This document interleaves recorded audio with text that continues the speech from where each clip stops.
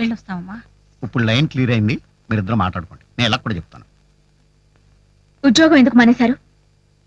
ఇది అడగడానికేనా వాళ్ళందరినీ పిలిపించావు? పెద్దరికానికి గౌరవం ఇస్తారనుకుని పిలిపించాను. ఇవ్వలేదు కాబట్టి నేనే అడుగుతున్నాను. మీరు ఉద్యోగం ఎందుకు మానేశారు? తెలుసుకోవాలని అడుగుతున్నావా? తేల్చుకోవాలని అడుగుతున్నాను. ఏం నువ్వు తెలుసుకునేది? ఇదిగో చూడు విజయ, ఇక నుంచి నేను ఏం చెప్పినా ఏం చేసినా నోరు మూసుకుని పడుండాలి. అంతేగాని అదెందుకు చేసావు ఇదెందుకు చేసావని ఇక ముందు అడగడానికి వీల్లేదు. ఎందుకు వీల్లేదండి? పెళ్ళం అంటే మెషిన్ కాదు. ఒక స్విచ్ నొక్కితే పని చేయడానికి, ఒక స్విచ్ నొక్కితే బెడ్రూమ్ లోకి రావడానికి, ఇంకో స్విచ్ నొక్కితే తలుపడానికి. దానికి ఓ బుర్ర ఉంటుంది, అది కూడా ఆలోచించగలదు. అసలేంటి నీ ఉద్దేశం? నాకు ఉద్యోగం లేకపోతే నేను పోషించలేనా? ఇంతకంటే బాగా పోషించొచ్చు, ఇంతకంటే బాగా సంపాదించొచ్చు. కానీ అనుక్షణం ఎలా ఉంటుందో ఏంటో అని టెన్షన్ పడుతూ బతికే బతుకు నాకు అవసరం లేదండి. ప్లీజ్ నా మాట వినండి. పెళ్లి ఉద్యోగంలో జాయిన్ అవ్వండి. నేను ఉద్యోగంలో చేరను, బిజినెస్ చేస్తాను. ఏం బిజినెస్ చేస్తారు? Real estate. సిమెంట్ బస్తా ఎంతో తెలుసా మీకు? తెలుసుకుంటాను. తెలుసుకుంటారు. షేర్స్ లో పెట్టారు, పోయింది. ఫైనాన్స్ కంపెనీలో పెట్టారు, అది కూడా పోయింది. ఒక పక్కన రొయ్యల బిజినెస్ చేస్తున్నారు కదండి, మళ్ళీ ఇంకో బిజినెస్ ఎందుకు? అసలు నీకేం తెలిసే? 4 బిజినెస్లు చేస్తే ఒక బిజినెస్ లో నష్టం వచ్చినా ఇంకో బిజినెస్ లో లాభం వచ్చి పైకి వెళ్ళొచ్చు. కింద పడిపోకుండా చూసుకోమంటున్నాను.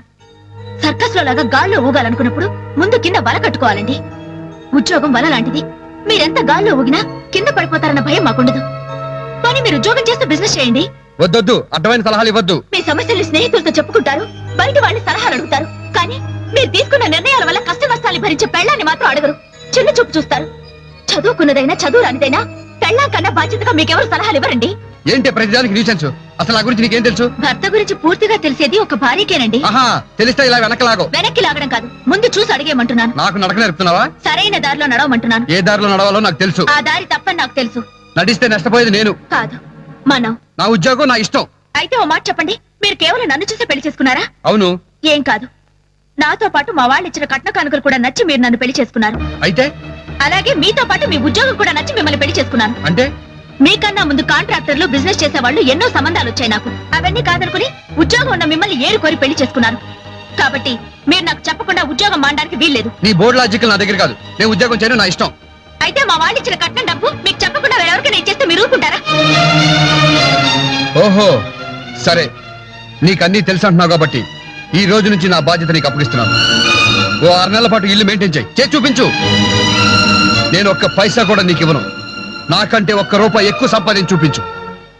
అప్పుడు నా మాట విని తప్పటడుగులు వేయకుండా నాతో కలిసి నడుస్తారా? నువ్వు ఓడిపోతే తప్పుడు సలహాలు ఇవ్వకుండా నా వెనకాల నడుస్తావా? అలాగే నడుస్తాను. నువ్వు ఓడిపోయినా నీ భార్య స్థానం నీకు ఇస్తాను. గెలిచావనుకో, ఆ క్షణం నుంచి మనిద్దరం భార్యాభర్తలం కావు.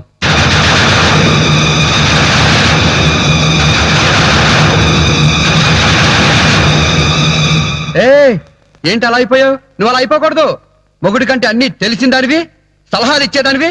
నువ్వు అలా జారిపోకూడదు. నిలబడాలి. మాటల్లో చెప్పిన ధైర్యం చాటల్లో చూపించాలి. చూపించు.